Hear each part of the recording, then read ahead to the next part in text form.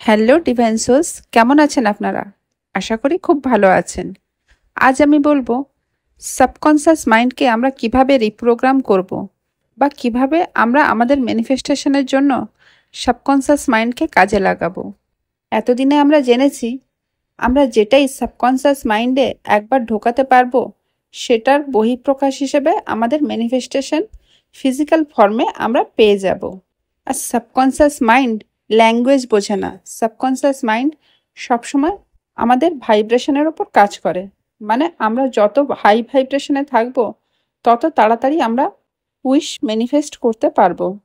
Albert Paulo নামে এক ব্যক্তি কুকুরকে ডেলি খেতে দিতেন, কিন্তু তার উপর কিছু পরীক্ষা করার জন্য কুকুরের খাবার টাইমটা চেঞ্জ করে তাকে প্রতিদিন বেল বাজিয়ে খেতে দিতেন। এইভাবে বেশ কিছুদিন করার পর তারপরে বেল বাজালেন, কিন্তু খেতে আর দিলেন না। তারপরে দেখলেন কুকুরের স্যালাইভা বেরোতে শুরু করলো। মানে প্রতিদিন ওই খাবারের টাইমে বেল বাজাতেন কিন্তু খেতে দিতেন না, ফলে ওই টাইমে স্যালাইভা বেরোতে শুরু করতো। কিন্তু যখন বেশ কিছুদিন একই নিয়মে চললো তখন সেই কুকুরের স্যালাইভা বেরোনো বন্ধ হয়ে গেল। অর্থাৎ কুকুরের সাবকনসিয়াস মাইন্ড রিপ্রোগ্রাম হয়ে গেল যে সেই টাইমে বেল বাজলেও সে খাবার পাবে না। আমাদের কনসিয়াস মাইন্ড সবসময় অ্যাক্টিভ থাকে, শুধু আমাদের তন্দ্রাচ্ছন্ন অবস্থায় কনসিয়াস মাইন্ড অ্যাক্টিভ থাকে না। অর্থাৎ ঘুম থেকে ওঠার পর, মানে সেই সময়টা আর ঘুমোতে যাওয়ার সময়। সেই কারণেই বলা হয় ম্যানিফেস্ট করার সবথেকে ভালো সময় ঘুম থেকে ওঠার ঠিক পরের মুহূর্ত বা ঘুমোতে যাওয়ার ঠিক আগের মুহূর্ত। কনসিয়াস মাইন্ড সবসময় লজিকে চলে। যখন আমরা অসুস্থ হই তখন কনসিয়াস মাইন্ড বলে আমি অসুস্থ, আর আমাদের ব্রেনে আছে অনেক নিউরনস। সেই নিউরনস কি করে একটা আরেকটা নিউরনসকে সূচনা দেয়। এইভাবে আমাদের ব্রেনে থাকা 80 বিলিয়ন নিউরনসের কাছে সূচনা পৌঁছে যায়। তারপরে প্রতিটা সেলে সূচনা পৌঁছায়। আমাদের কনসিয়াস মাইন্ড 10% আর সাবকনসিয়াস মাইন্ড 90%।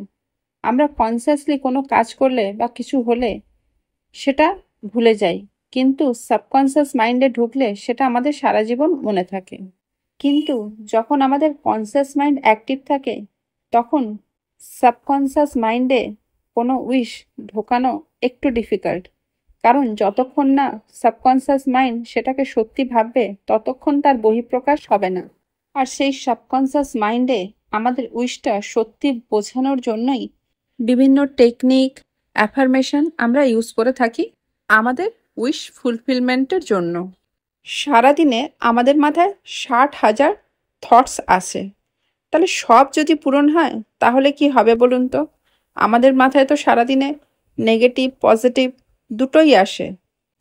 তাহলে আপনাকে উইশ ম্যানিফেস্ট করার জন্য যেটা চাইছেন তার আউটকাম, মানে সেটা হয়ে গেলে আপনার ফিলিংসটা কেমন হবে সেই ফিলিংস অ্যাড করে লিখবেন।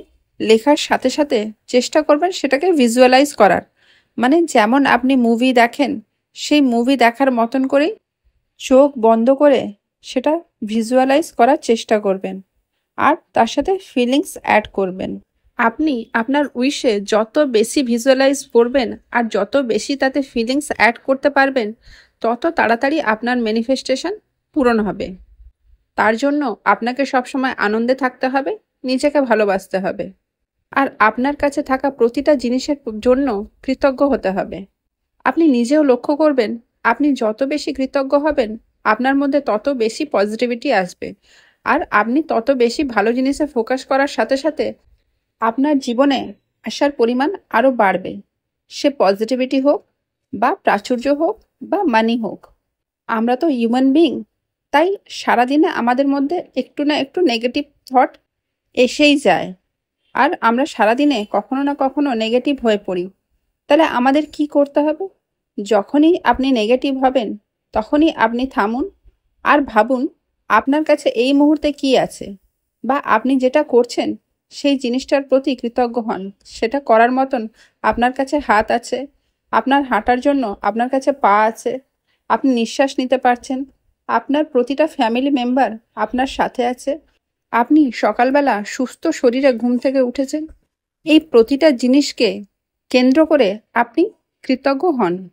আমরা যেটাই ম্যানিফেস্ট করতে চাইছি তার একটা ক্লিয়ার ইমেজ আমাদের কাছে থাকতে হবে। আপনি যদি চাইছেন আপনি 100 কোটি টাকার মালিক হন, তাহলে 100 কোটি টাকা আপনার কাছে থাকলে আপনার লাইফস্টাইল কেমন হবে, বা সেই টাকা আপনি হাতে নিলে আপনার ফিলিংস কেমন হবে, সেই প্রতিটা অনুভূতিকে আপনাকে ফিল করতে হবে। আর চোখ বন্ধ করে ভিজুয়ালাইজ করতে হবে যে 100 কোটি টাকা থাকলে আপনার বাড়ি কেমন হবে, আপনার পোশাক কেমন হবে, আপনার গাড়ি কেমন হবে, তার সাথে আপনার ফ্রেন্ড সার্কেল বা আপনার সারাউন্ডিংটা কেমন হবে সেটাও ভিজুয়ালাইজ করতে হবে। ভিজুয়ালাইজেশনে আমরা কমান্ড দিই আমাদের ব্রেনকে, আর আমাদের ব্রেনে আছে RAS, মানে রেটিকিউলার অ্যাক্টিভেটিং সিস্টেম। এটা ব্রেনের একটা পার্ট। যেমন আমরা কম্পিউটারকে কমান্ড দিলে কম্পিউটার সেটা করে, সেইভাবে RAS-এ কোনো গোল যদি একবার ঢুকে যায় সেটা RAS আপনার পর্যন্ত পৌঁছে দেবে। তাহলে আমরা আমাদের গোলকে বা ম্যানিফেস্টকে ভিজুয়ালাইজ বারবার করে RAS-এ ঢোকাতে পারলে সেটা আমাদের পর্যন্ত পৌঁছাবে।